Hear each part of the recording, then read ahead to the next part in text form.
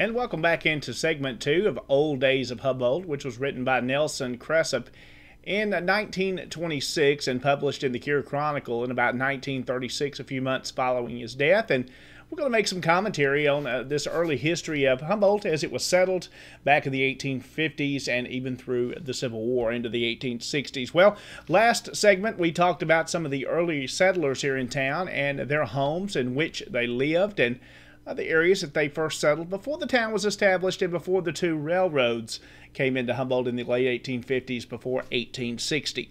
Now we want to pick back up in the article where Mr. Cressup begins to talk about churches coming to town. Of course, religion, one of the most important things of Humboldt back then, even as it is in our life today. And it was no different back then as they began to settle and begin to form these churches here in West Tennessee and, of course, in southern Gibson County, in the area which would be known as Humboldt.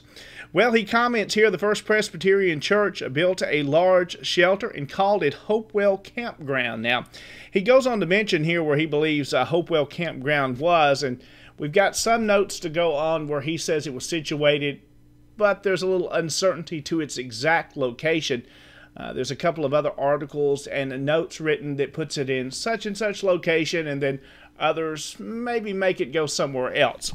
Well, he says here in this article that this campground was located about where old Clements Home now stands, just north of the boundary of Humboldt. Now, the Clements Home, a couple of locations where I first thought it was on the Medina Highway, actually going in that vicinity, but looks like that's not the case. It's actually a little bit back further into town. And a couple of options I'm going to tell you where I think it was maybe located. The Clements Home, we do know some of the Center family that married into this family and had some connections there as well, and also some farms on some old maps.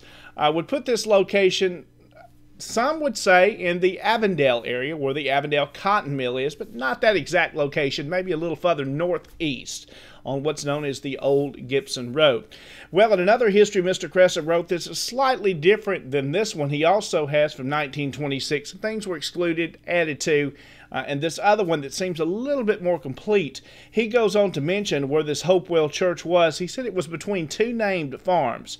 The two farms were M.F. Hamilton and the Nelson Cressup farm. Well, we know where Mr. Cressup's farm was that he owned, which is not far from the Humboldt First United Pentecostal Church on what's known as the Old Dump Road. Right off that road there in Bledsoe Street, it was located right in that area. That was part of his farm, and we know where M.F. Hamilton is on the Medina Highway as you're leaving the 45 bypass, the Hamilton farm. So it puts it somewhere in that vicinity. Now you got to think the size of these farms and how many acres they were and where that situates it. So the Clement home somewhere between the Avondale Cotton Mill to about the Warren Road area to about roughly where the Hamilton farm is. So somewhere in that area there was a campground set up which was known as Hopewell Church. Well, we find out further on in this article that another Presbyterian church, which was originally established in the Shiloh community, which is northeast of Humboldt, and the old Shiloh burying ground located on the Booth Road, just outside of town. It was in that vicinity where that church was established. It moved around some. Its earliest history goes back to what's known as the McCleary Campground, which is off the Humboldt-Gibson-Wells Road.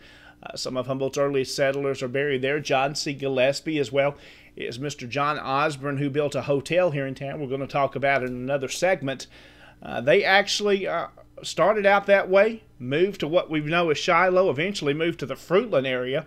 And part of this church, though, came to Humboldt and built a location on what is now Burra Street. But before they built that location, we find out in these histories and some other notes that I've accumulated over the years, it originally started in the Masonic Hall. Of course, throughout West Tennessee and the South and across the nation, these Masonic halls were built and used for multiple purposes. The one in Humboldt, which was built right about the time of the war, a little bit before, was used for schools, was holding classes there. A college was holding classes there, as well as churches using it, of course the Masons using it as well.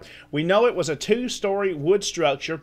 It stood on the corner of Burrough and 16th Avenue here in town. There's 2 brick homes there now, and it stood in that location. It burned in the late 1880s. It was a wood frame structure, 2 stories in height.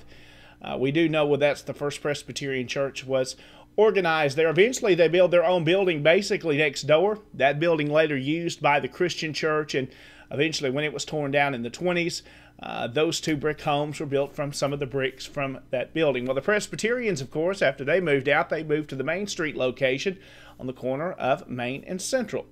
So 2 of the earliest churches come here. Then you also have people coming from the South Gibson community, which is between Humboldt and Medina. They begin to come in and begin to bring some of their churches this way as well.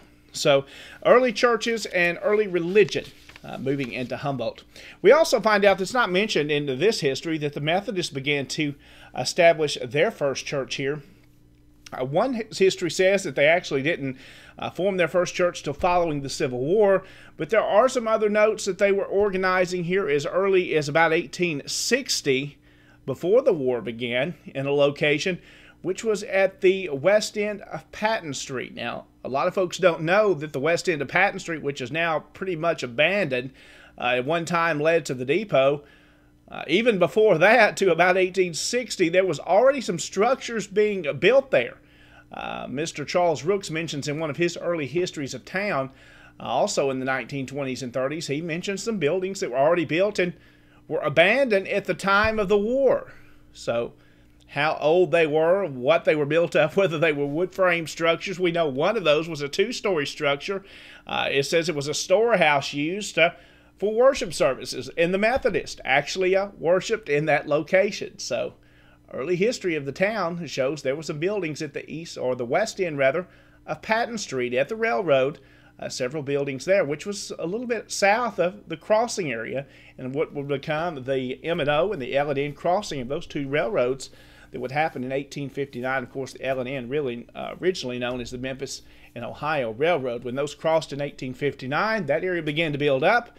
So churches were already here. The Catholic Church goes back to about the same time as well, as they begin to come into the new community. And of course, the railroad, very instrumental in seeing these churches build up, especially with the Catholic Church and some even coming up from Memphis. A lot of folks begin to settle here with the railroad being built and finished in 1860. Well, coming up in the next segment, we want to talk more about the hotel that was built by John Osborne. Some litigation happened, some problems, some arguments, and there may even have been a murder associated with that hotel. And we're going to talk about that coming up in the next segment.